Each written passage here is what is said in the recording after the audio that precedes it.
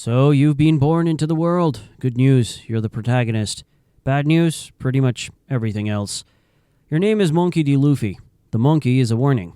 The D is a mystery that you'll carry like a hereditary disease. And before you can even form a complete sentence, you get a grand idea. You're going to be the Pirate King. You declare it to the world with a grin. It sounds like a dream. In reality, it's an unbreakable oral contract with the universe. The advertised benefit is ultimate freedom, and the fine print is a lifetime subscription to suffering, paid in advance, non-negotiable. To be taken seriously, you stab yourself under the eye to prove the point, and somehow it works. The scar stays, the logic, questionable, the signature, accept it. Welcome to the job. Let's go over the terms of your employment. So first on the docket, company property. That's your body, by the way. It's not really yours anymore. You start by eating a funny-looking fruit you mistake for dessert because you're a child with an impulse control of a starving animal. Immediate side effect, your body's structural integrity is permanently replaced with rubber. Sounds good? The fine print on this upgrade says otherwise. You can never swim again. In other words, you've given yourself a permanent water allergy in a career that's 90% ocean. And no, there's no appeal process. From here, your only method of advancement is systematic self-destruction. You call them gears. To get faster, you invent gear second. You use your rubber veins as biological pistons, pumping blood at a rate that literally burns through your life force. The steam coming off your skin, that's your lifespan evaporating. And your cooldown timer is starting to blink. To get stronger, you master a gear third. You bite your own thumb and inflate your bones like a party balloon. Big enough to level a building, but you pay the penalty as your body shrinks and your joints scream. Then comes gear fourth. Now you bite your own muscle tissue, pumping it full of air until your body becomes a compressed, spring-loaded prison. It grants immense power for a few minutes, then you turn into a shriveled, defenseless husk, completely immobile for several more while your hockey meter flatlines. And that's just what you do to yourself. The world will use your body as a public punching bag, impaled, poisoned, dehydrated, flash-frozen, electrocuted, and audited by gravity at every opportunity. You'll even face a creature that clubs you so hard you actually die. Temporarily, of course. Death isn't grounds to avoid the contract. The culmination of all this abuse, your so-called peak form, isn't even you. Turns out the fruit carried a will. A mythical god awakens, lends you its rhythm, and turns you into a living Looney Tunes character. Your heart beats to the drums of liberation while your body is torn apart and reshaped like clay, physics taking suggestions. You achieve ultimate power by becoming a passenger in your own skin. Joy steering, you hanging on. Now, Clause B of your contract, human resources. You're required to assemble a team to hit your career goals. Your nakama, your friends, your crew. More accurately, a collection of deeply damaged individuals whose lifelong nightmares become your responsibility, payroll, and therapy budget. Take your first mate, the swordsman. The case study begins right after you defeat a warlord by shoving an island's worth of stolen shadows into your own body. That's just the opening act. Your reward? Another warlord shows up to handle cleanup. He offers to spare your unconscious body by transferring every ounce of your accumulated pain and fatigue to someone else. Your swordsman takes the deal, no witnesses, no speech, silently enduring agony that should have killed him, when they find him standing in a crater of his own blood. His report is, nothing happened. Loyalty, logged and paid in red. Your dream keeps breathing because your crew bleeds in silence. You, of course, were asleep for the entire incident. Then there's your archaeologist, hunted since childhood after a government-sanctioned genocide convinced her existence is a curse. She begs you to abandon her death, to save her. You declare war on the entire world. Not metaphorically.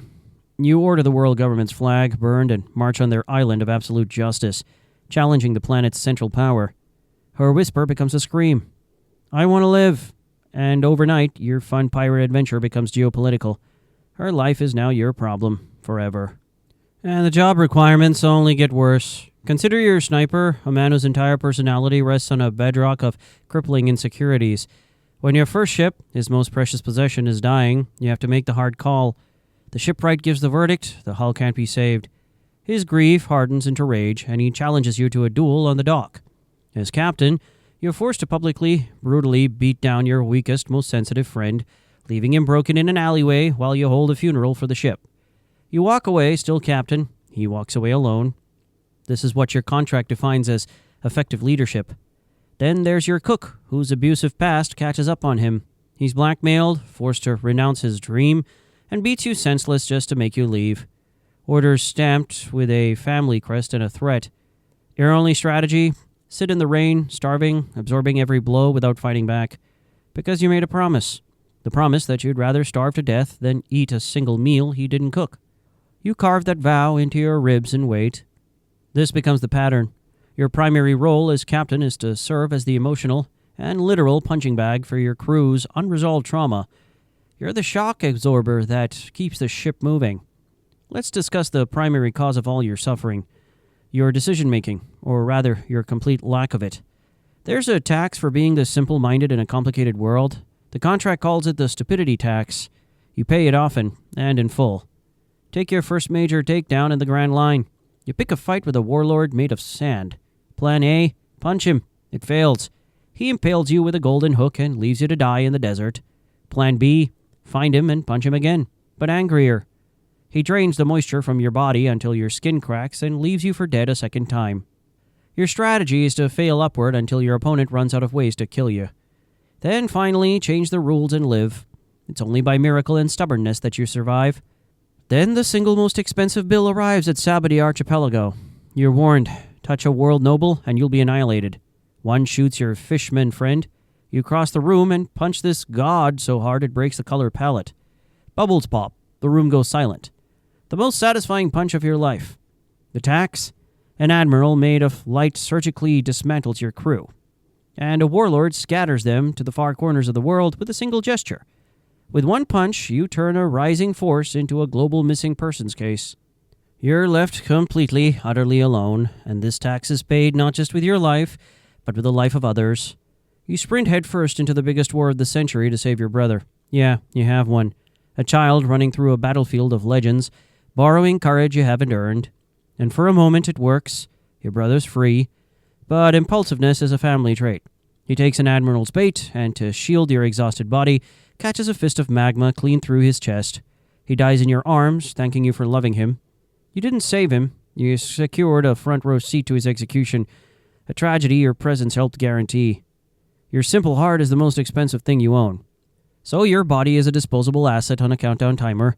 Your crew is a collection of scars you've sworn to protect. Your decisions bring ruin. That covers the operational hazards. That's the paperwork. The bruises are just the stamps. What's left is the final, philosophical punchline of your existence. The ledger that never balances. Your dream, the reason you endure, is to become the Pirate King, the freest person on the sea. The universe's grand joke? You'll never be free. Call it the freedom tax. To be free is to have no master, but you're bound to every promise you've made. That straw hat isn't a treasure. It's a leash, held by the ghost of a man you swore to surpass. Every kingdom you save, every friend you make, forges another unbreakable link to the chain. You don't choose your destination. You're obligated to sail toward the next person you promised to help.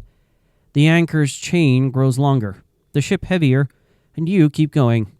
Your dream is to be free, to control your own path, but you can't navigate. You can't read a map. You can't cook a meal to survive.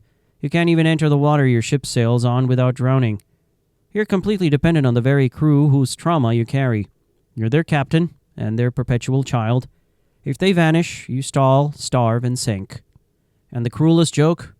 You think this is your dream, your adventure, your will. It's not. It feels like authorship. It's choreography written before you. That rubber body, the fruit was never gum-gum. It hit a myth with a will of its own, waiting centuries for someone like you to awaken it. The drumbeat you call freedom is a hand-me-down metronome. The initial D isn't a choice. It's a brand, marking you an enemy of the world's rulers from birth. You're not forging a new destiny. You're finishing an 800-year-old story. Not a pioneer, an echo. Pirate King no longer sounds like a crown. It sounds like a cage. The freest man on the sea wears the most shackles. That's the final term of your contract. No benefits, no escape clause. Congratulations, Monkey D Luffy. You're hired. Made it this far without getting cuffed by a sea stone? Hit like, and subscribe before the Marines update my bounty again. Who should we dive into next? Zoro, Nami, or do an Admiral speedrun? Drop your pick in the comments.